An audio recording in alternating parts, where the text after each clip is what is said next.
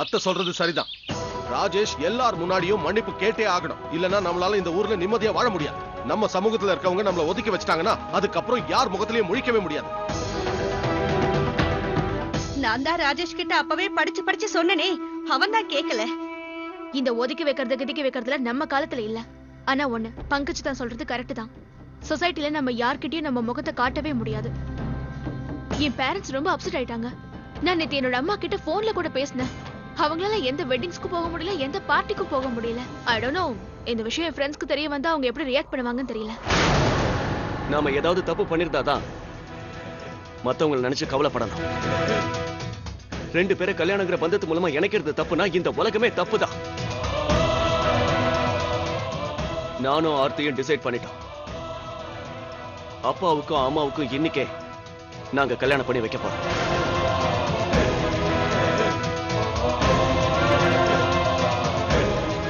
அதுவும் கோர்ட்ல. யார் வந்தாலும் சரி, வரலனாலும் சரி. கண்மூடித்தனமான எண்ணம் வச்சிருக்கிற இந்த சமூகம் எனக்கு தேவையே கிடையாது. உனக்கு என்ன தாண்டா வேணும்? எல்லார் முன்னாடியும் ஒன்னாலையும் ஆர்த்தியாலையும் நாங்க எல்லாரும் அவமானப்பட்டோம். அப்படி உனக்கு திருப்தி இல்லையா? இப்ப அனாவசியமா கோர்ட் மேரேஜ பத்தி பேசிட்டு இருக்க. போதும், நீ ரொம்ப பேசிட்ட. வாயை மூடிட்டு சும்மா இரு. கொஞ்சம் பொறுமையா இருங்க பங்கஜண்ணா.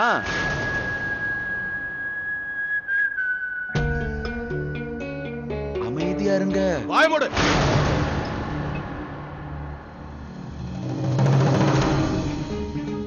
அட நான் என்னோட சைடுல தான் இருக்கேன். லைனுக்கு இந்த பக்கமா தான் நிக்கிறேன்.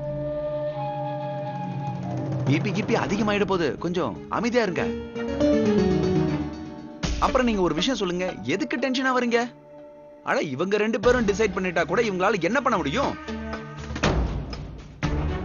அட கோர்ட் மேரேஜ் பண்றதுக்கு 5 பேருடைய சாட்சி வேணும். அதை எங்க இருந்து கொண்டு வருவாங்க? இந்த சமூகத்துல இருக்கிறவங்க கிட்ட நல்லாவே கல்லடிப்பட்டு வந்துட்டாங்க. அது மட்டும் இல்லாம இவங்க ஃப்ரெண்ட்ஸும் இவங்களை விட்டுட்டு போயிட்டாங்க. என்னாச்சு? என்ன யோசிக்கிறீங்க? உங்களுக்கு 5 பேர் வேணும். இந்த வீட்ல இருந்து எந்த 5 பேர் வருவாங்க?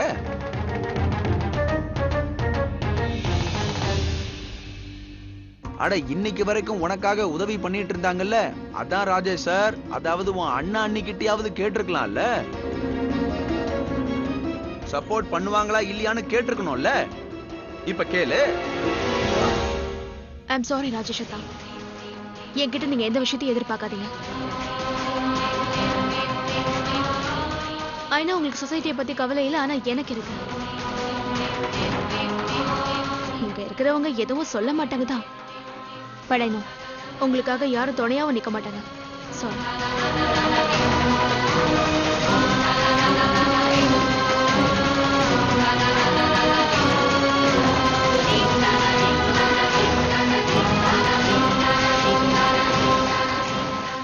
இப்பதான் என் மனசுக்கு குளு குளுன்னு இருக்கு.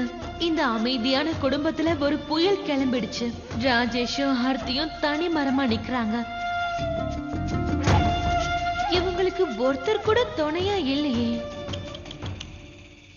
வா வா பிரீத்தி மேடம், வா. சந்தோஷமா இருக்கு. எல்லாருடைய மனசுலயும் புழுங்கிக்கிட்டு இருந்த ஒரு விஷயத்த நீங்க சபையில போட்டு பட்டுன்னு உடைச்சிட்டீங்க. நீங்க எதை பத்தி கவலைப்படாதீங்க, நான் உங்க கூட இருக்கேன். அட நான் மட்டும் இல்ல, நாங்க எல்லாருமே உங்க கூட இருக்கோம்.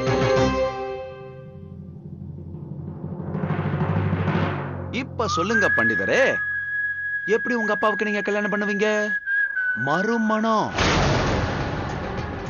அட இன்னைக்கு உங்களுடைய மனைவி, அதாவது என்னுடைய மரியாதைக்குரிய அண்ணியால கூட உதவி பண்ண முடியாம நிக்கிறாங்க. இப்ப சொல்லுங்க, எப்படி பிடிப்பீங்க மண்டபத்தை அப்பாவுடைய மறுமணத்துக்கு? நான் விட்னஸா வரேன்.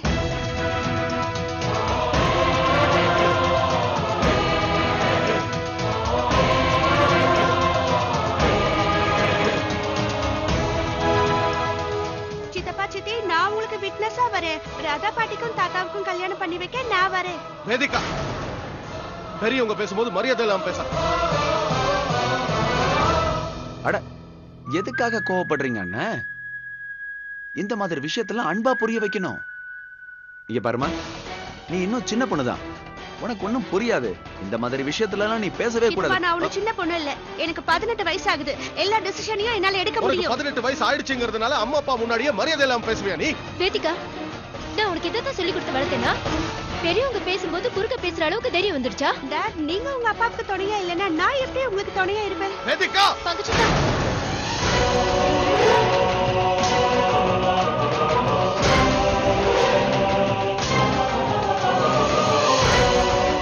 ராஜேஷ் தம்பி, நாங்க 2 பேரும் உங்க கூட இருக்கோம். வாங்க போலாம். நாங்க 2 பேரும் கல்யாணத்துக்கு சாட்சியா வரோம்.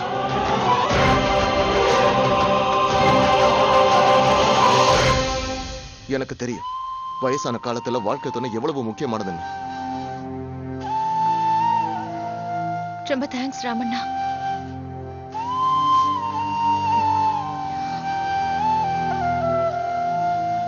நம்ம குறிக்கோள் சரியா இருந்தா, உண்மையான மனசோட அதை செய்யணுங்கிற எண்ணம் இருந்தா, செய்ய முடியாததை கூட செஞ்சு முடிக்கலாம். நீங்க என்ன சொல்லிட்டு இருந்தீங்க ஆகாஷ்? இந்த ஊர்ல எங்களுக்கு சாட்சியே கிடைக்காதா? பாருங்க, என்னையும் ராஜேஷையும் சேர்த்து இந்த வீட்லயே எங்களுக்கு தேவையான 5 சாட்சியும் கிடைச்சிருச்சு.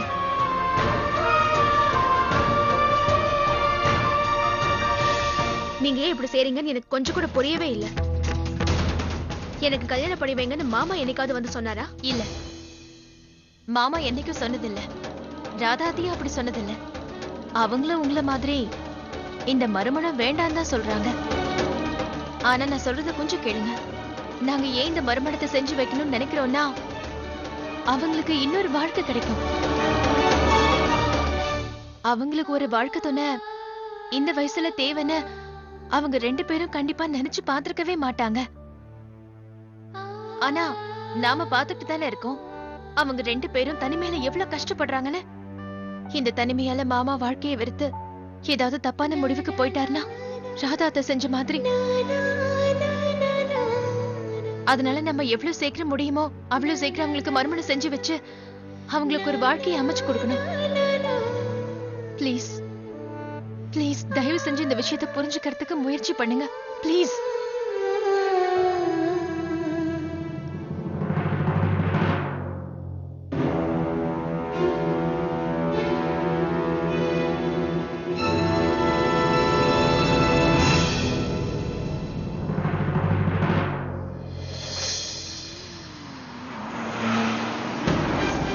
நான் என்னோட அப்பாவான ஸ்ரீ சூரிய பிரகாஷ் சிந்தியாவுக்கு மறுமணம் செஞ்சு வைக்க ஆசைப்படுறேன். அவருக்கு வயசாயிடுச்சு, பேரம் பேத்தி கூட எடுத்தாச்சு. ஆனா 2ஆம் கல்யாணம் பண்ணிக்கிட்டு குடும்ப வாழ்க்கையில ஈடுபடணுங்கிற எண்ணம் மட்டும் இன்னும் அவரை விட்டு போகல. அப்படிதானே? சீ, இது கலியுகங்கிறது சரியாதான் போச்சு. அடிங்க அவனை. நீங்க எல்லாரும் என்ன பண்ணிக்கிட்டு இருக்கீங்க? இவங்க பிரெக்னன்ட்டா இருக்காங்க. சிந்தியா, சிந்தியா, சிந்தியா, சிந்தியா, சிந்தியா. ஹலோ, நான் சூரிய பிரகாஷ் இந்தியா பேசுறேன். வணக்கம் சார். நானே உங்களுக்கு போன் பண்ணலாம்னு இருந்தேன். சரியான நேரத்துல உங்ககிட்ட இருந்து எங்களுக்கு கிடைக்கிற டொனேஷனை வச்சு எங்களுடைய இந்த முதியோர் இல்லம் நல்லபடியா போய்கிட்டு இருக்கு சார். உங்க கருணையால இங்க இருக்கிற எல்லா முதியோரும் நல்ல சந்தோஷமான வாழ்க்கையை வாழ்ந்துகிட்டு இருக்காங்க. இங்க இருக்கிற எல்லாருமே உங்களுக்கு மரியாதை செலுத்தணும்னு ஆசைப்படுறாங்க. அது விஷயமா தான் உங்ககிட்ட பேச நினைச்சேன். எனக்கு யாரும் மரியாதை செய்யணுங்கிற அவசியம் இல்லை. நீங்க எனக்கு ஏதாவது செய்யணும்னு நினைச்சீங்கன்னா உங்க ஆசிரமத்துல எனக்கு ஒரு இடம் கொடுங்க. நீங்க என்ன சொல்றீங்க சார்? நீங்க எப்படி இந்த இடத்துல? இத பாருங்க, கேள்வி எதுவும் கேட்காதீங்க. நான் இன்னைக்கே அங்க வர்றேன். உங்க ஆசிரமத்துல எனக்கு ஒரு இடம் கிடைக்கும்னு நம்புறேன். ராஜேஷும் ஆர்த்தியும் என்னை விட மாட்டாங்க. அவங்களோட பிடிவாதம் நிறைவேறக்கூடாதுன்னா நான் என்னோட குடும்பத்தை பிரிஞ்சுதான் ஆகணும். கண்டிப்பா நான் இதை செஞ்சே ஆகணும். அப்பதான் என்னோட குடும்பத்துல இருக்கிறவங்க என்னால இந்த சமூகத்தோட கோபத்துக்கு ஆளாகாம இருப்பாங்க.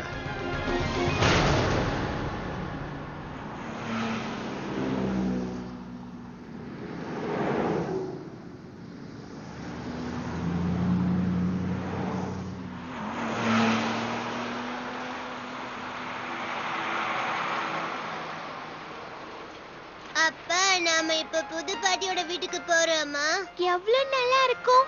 தாத்தாக்கும் புது பாட்டிக்கும் கல்யாணம் பண்ணும்போது நானும் பானுவும் ஜாலியா டான்ஸ் ஆடுவோம். என்ன கேர்ள்ஸ் மட்டும் தான் டான்ஸ் பண்ணுவாங்களா? பாய்ஸ் டான்ஸ் ஆட மாட்டாங்களா? ஆட முடியாது போடா லூசு. Bad words. சாரிப்பா. என்னங்க நாம பிரிஞ்சு போயிடுவோம். பிரிஞ்சு போயிடுவோமா? நான் சொல்ல வந்த அர்த்தம் அது இல்லைங்க. அந்த கடவுள் நம்மள அந்த மாதிரி எல்லாம் பிரிச்சிட கூடாது. நான் என்ன சொல்ல வரேன்னா, அத்தை மாமாவோட மறுமணத்தப்ப நாம 2 பேரும் தனித்தனி டீமா பிரிஞ்சிடுவோம். என்னங்க உங்களால இந்த சின்ன விஷயத்த கூட புரிஞ்சுக்க முடியல? பசங்க சந்தோஷத்தை பார்த்து எனக்கு ஒரு ஐடியா தோணுச்சு. நான், பிரியா, பானு, வேதிகா மாமாவோட டீம். அப்புறம் நீங்க, அருண், மாலிகண்ண, அப்புறம் ராமண்ண அதோட டீம். அதுக்கப்புறம் நம்ம பொண்ணு வீட்டுக்காரங்கள ஆட்டி படைப்போம். ரொம்ப நல்லா இருக்கும். ஆர்த்தி, இன்னும் மாப்பிள்ளையும் பொண்ணு கல்யாணத்துக்கு ரெடி ஆகல. ஆனா நீங்க பிளான் பண்ணிக்கிட்டு இருக்கீங்க. முதல்ல அப்பாவையும் ராதா அம்மாவையும் இதுக்கு சம்மதிக்க வைக்கணும்ல. அவங்கள சமாதானப்படுத்தணும். எங்க பாருங்க, நாம அவங்கள சம்மதிக்க வச்சிடலாம். நாம அவங்களுக்கு மறுமணம் பண்ணி வச்சிருவோம். அவங்க சம்மதிச்சுதான் ஆகணும். அவங்க அதை ஏத்துக்குவாங்க. சரி, போலாமா?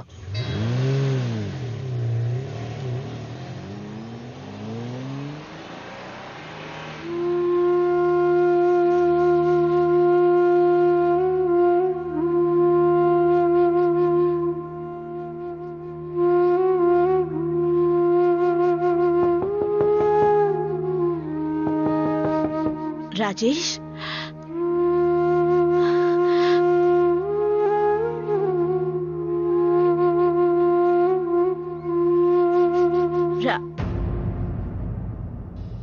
ராதாம்மா, உங்க பையன் ஆகாஷ்க்கு ஆக்சிடென்ட் ஆயிடுச்சு. என்னது? ஆமாம்மா, அவர் நிலைமை ரொம்ப மோசமா இருக்கு. நீங்க கொஞ்சம் சீக்கிரம் வாங்க.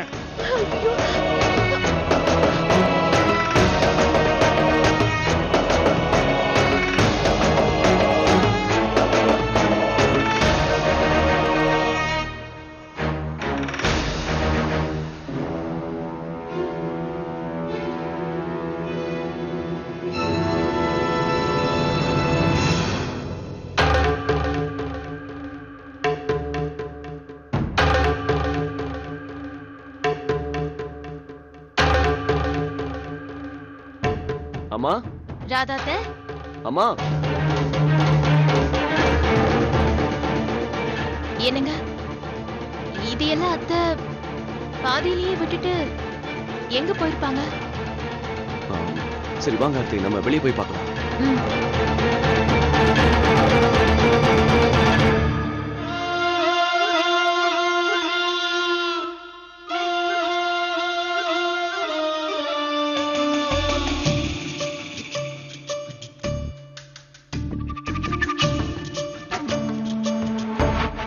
ராதா அத்தை உனக்கு கிடைக்க மாட்டாங்க.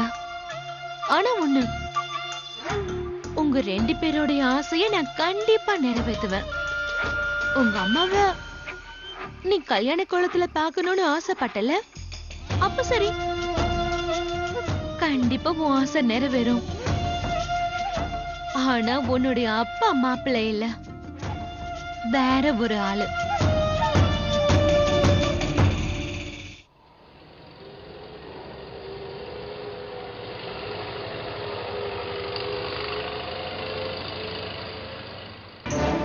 ஆகாஷ், ஆகாஷ், அட, இவன் எங்க போறான்? என் பையன் எங்க? நீ தானே என்கிட்ட சொன்ன என் பையனுக்கு ஆக்சிடென்ட் ஆயிடுச்சுன்னு. என் பையன் எங்க? சீக்கிரம் சொல்லுப்பா, எனக்கு ரொம்ப பயமா இருக்கு. சொல்லுப்பா, என் பையன் எங்க? ஆகாஷ், எங்கப்பா அவன்? அங்க பாரு.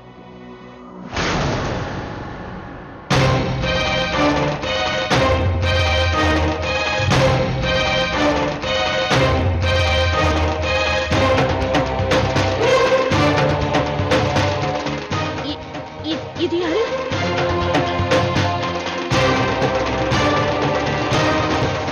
இவங்களுக்கு தெரியுமா என் ஆகாஷ் எங்க இருக்கானு?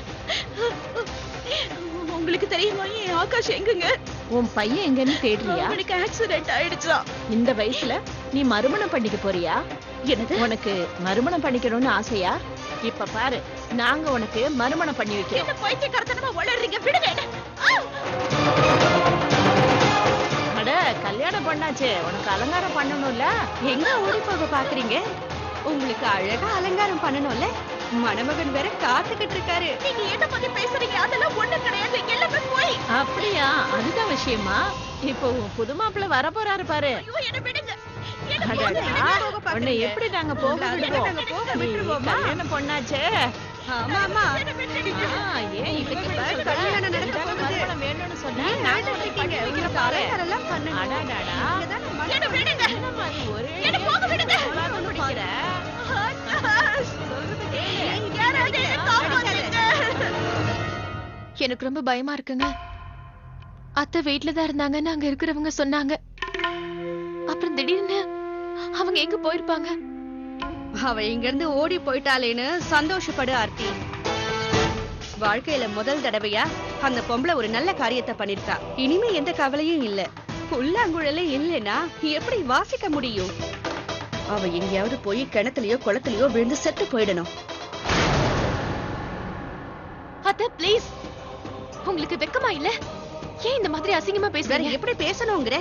அன்னைக்கே அவ சாக போனா நீங்க எல்லாரும் காப்பாத்திட்டீங்க. இல்லனா இன்னைக்கு இப்படி ஒரு நிலைமை வந்திருக்குமா? எப்ப பார்த்தாலும் எதுக்கு அவங்க திட்டிக்கிட்டே இருக்கு? அப்படி அவங்க உங்களுக்கு என்ன துரோகம் செஞ்சாங்க? உங்களால அவங்களுக்கு நல்லது பண்ண முடியலனாலும் கெட்டது பண்ணணும்னு யோசிக்காதீங்க ப்ளீஸ். ராஜேஷ், நல்லவங்களுக்கு தான் நல்லது நடக்கணும்னு யோசிப்பாங்க. ஆனா ராதா மாதிரி ஒரு பொம்பளைய எல்லாரும் அவங்க என்னோட இப்படிதான். அம்மா, அத புரிஞ்சுக்கங்க. நான் உங்ககிட்ட கையெடுத்து கும்பிட்டு கேட்டுக்கிறேன், தயவு செஞ்சு என்னோட ராதா அம்மாவை பத்தி இனிமே நீங்க தப்பா எதுவும் பேசாதீங்க. இவ்வளவு வருஷமா நான் பொறுத்துக்கிட்டு இருந்தேன். ஆனா இனிமே நீங்க பேசுறதை என்னால் தாங்கிக்க முடியாத. இதோட நிறுத்திக்கங்க.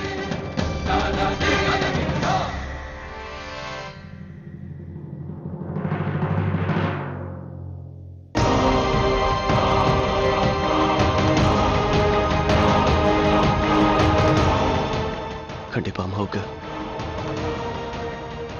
எதுவும் இருக்காது ஆர்த்தி. வாடி, விட்டுடுங்க.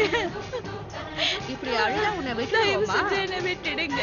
அது எப்படி நாங்க உன்னை அவ்வளவு சீக்கிரம் விடுவோம்? மறுமணம் பண்ணி வைக்கிறவா? பொண்ணை இந்த மாதிரி அவமானப்படுத்த ஜாக்கிரதை. உன்னை ஒரு பொண்ணுன்னு நீ சொல்லிக்காத. நீ ஒரு கேடு கெட்டவ, அசிங்கமானவ. வயசான காலத்துல கல்யாணம் பண்ணிக்க போறியா? பணக்கார வீட்டுக்கு முதலாளி ஆகலான்னு பாக்குறியா? அந்த மனுஷனோட பொண்டாட்டி செத்து இன்னும் 1 மாசம் கூட ஆகல, அதுக்குள்ள அந்தாலும் உன் வலையில போட்டுக்கலான்னு பாக்குறியா? வா வாடி.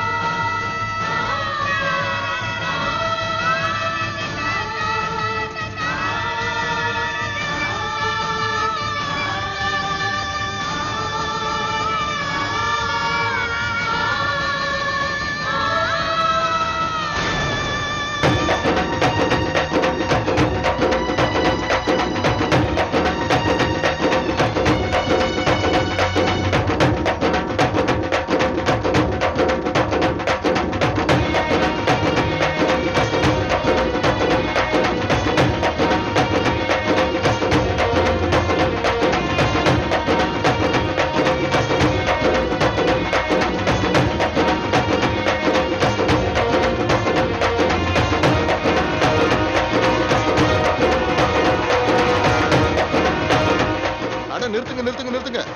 அண்ணா, உங்களுக்கு இன்னைக்கு கல்யாணம் நடக்க போறது இந்த பொம்பளை கூட தானே? வாங்க, சீக்கிரம் வாங்க. ஐயரே, சீக்கிரம் ரெடி பண்ணுங்க, மந்திரத்தை சொல்லுங்க.